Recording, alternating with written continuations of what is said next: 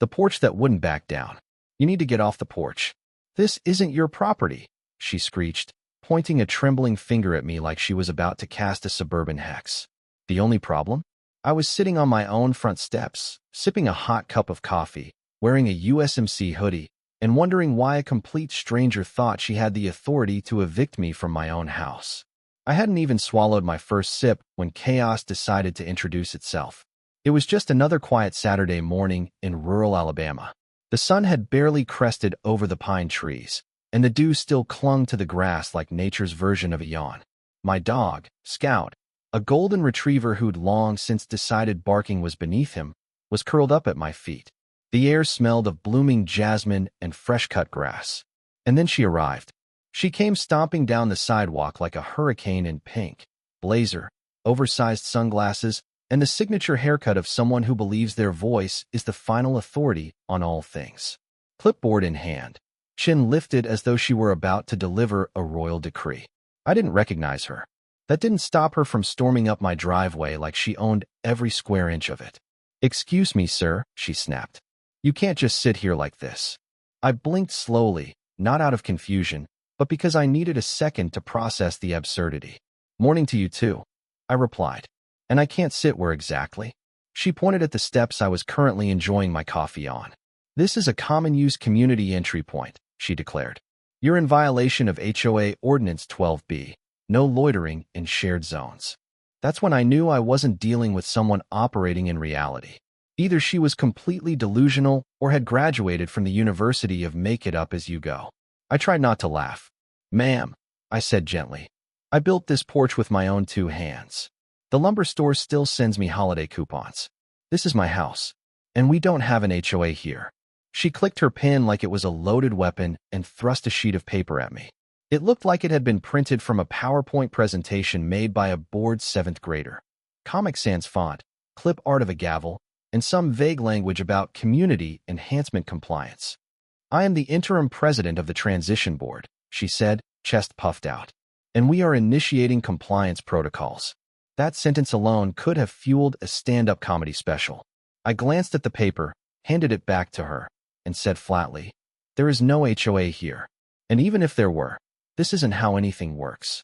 You don't get to invent one and start issuing fake citations like it's Monopoly." Her voice rose an octave. "You are non-compliant. I am issuing a verbal notice of removal. Please vacate the porch immediately." Scout perked his ears and let out a low growl. Even he could sense we were dealing with something unhinged. I stood slowly, not because I was intimidated, but because I knew people like her love nothing more than drama. I needed to stay calm. "That's not going to happen," I said. "You're trespassing. If you don't step off my property in the next 10 seconds, I'll be calling the sheriff myself." She smirked. "Good. Call them. In fact," she whipped out her phone, "I'll do you one better." She put her phone on speaker and dialed a number. A gruff male voice answered, sounding like he was elbow-deep in a radiator. "Greg," she barked, "this is an emergency. That male is refusing to leave the entry porch. I need HOA enforcement at Lot 17 now." I raised an eyebrow. I didn't know what HOA enforcers looked like in her fantasy world, but Greg sounded like he sold used mufflers out of a van. "I'm on my way," he grunted. "Tell him we don't mess around." She looked at me, triumphant. "See? Certified compliance officer is en route. You're in big trouble." That was it. I'd had enough of this delusional community theater. I calmly pulled out my phone and sent a single message into the Marine Corps unit group chat. "Some nut is trying to evict me from my porch. Feel like dropping by?" 30 seconds later, the chat lit up. My phone buzzed nonstop. Messages poured in. "Be there in 20. Uniform or casual? Bring the flags." These weren't just old war buddies. These were federal agents, deputies, military lawyers, firefighters, brothers, men I'd bled with. Meanwhile, Karen, because of course that was her name, was taking pictures of my house and mumbling about non-regulation flower pots. I leaned back on my porch, took another sip of coffee, and grinned. She had no idea what was coming. 15 minutes later, the first one arrived, Jack. Broad-shouldered, still in his sheriff uniform after his shift. He got out of his cruiser, walked up the driveway, and gave me a bear hug before turning to Karen, who looked like she'd just bit into a lemon. "Everything all right, brother?" he asked. "Just dealing with a HOA transition board," I said, using finger quotes. Jack turned to Karen. Ma'am, you got business here? I do, she said proudly. I'm acting on behalf of the HOA. He's violating porch codes. Jack slowly removed his sunglasses. There's no HOA here. Never has been. And if you keep issuing fake notices, you'll end up in real legal trouble. Karen went pale. But it wasn't over. 2 more trucks rolled up. Another uniform. Then another. My front yard now looked like a Marine Corps tailgate party. Karen clutched her clipboard like a teddy bear during a thunderstorm. By the time the morning haze cleared, my porch had become the most unintentionally fortified front step in the county. But Karen wasn't the type to retreat. She was the type to double down. Around noon, I stepped out to get the mail and found the neighborhood littered with flyers. Printed on neon paper, taped to light poles, trash cans, and car windows. Bold red letters. Emergency HOA meeting. Community violation at Lot 17. Below that was a grainy photo of me sitting on the porch. Scout asleep beside me. Caption: Unauthorized occupation of community entryway. I almost spit out my gum.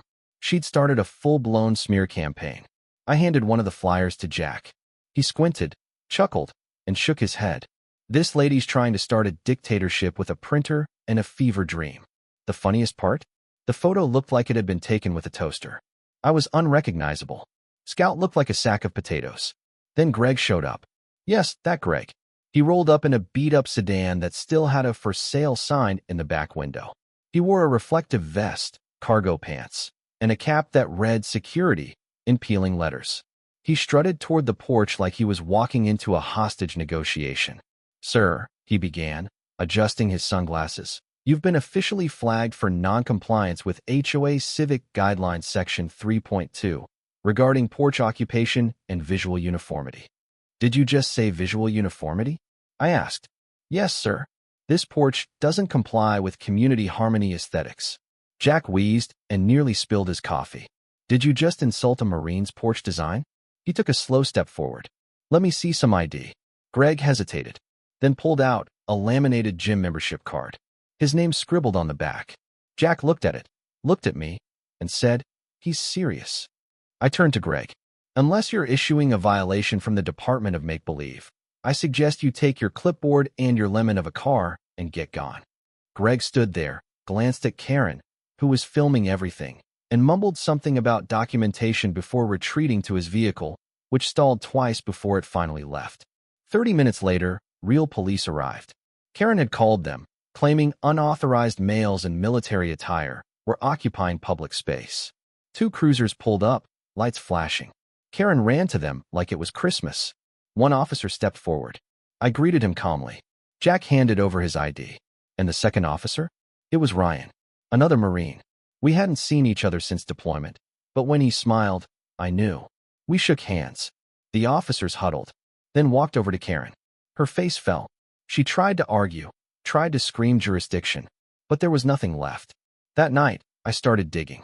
I found a petition Karen had filed 2 months ago, an application to start an HOA. It had been flat out rejected by the county. She was a tenant, not even a homeowner. And her name was attached to civil complaints, unpermitted landscaping, and multiple noise violations. This wasn't about rules. It was about control. The next morning, she was back, hammering wooden stakes into the ground near my property line, red tape strung between them like she was preparing for a 3-legged race. She'd laminated a new flyer and posted it like a warning sign. This is a restricted zone now, she announced. Karen, I said, you do realize these are imaginary borders on property you don't own, right?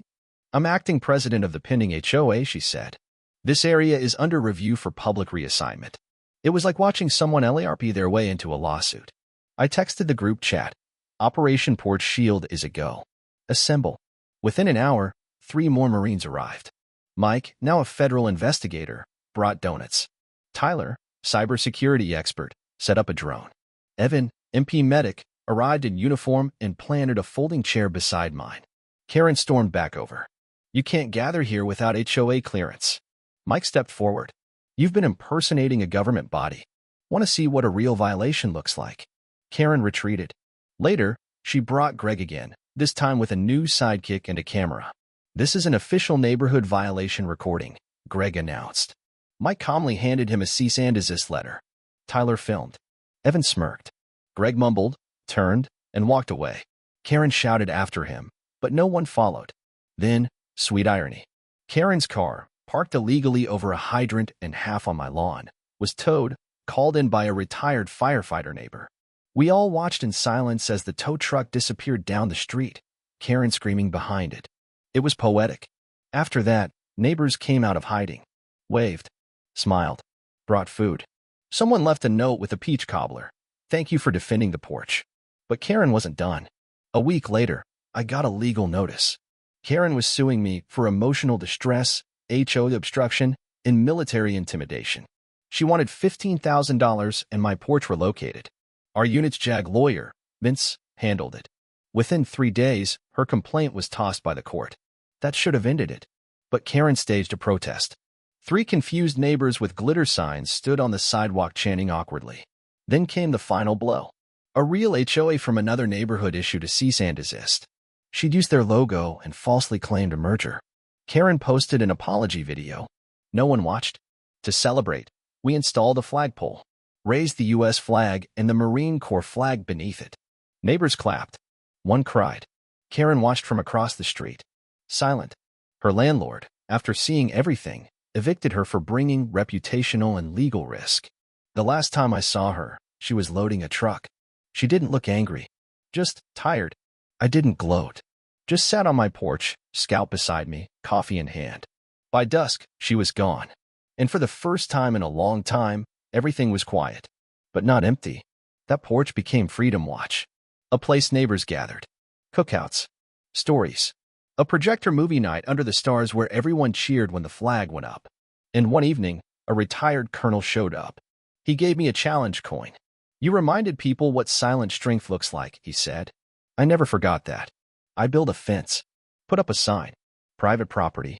Trespassers will be removed by the owner or his unit. Not a threat. A boundary. And every time I sipped coffee on that porch, I knew exactly what it stood for. Truth. Unity. And the quiet power of saying, no more.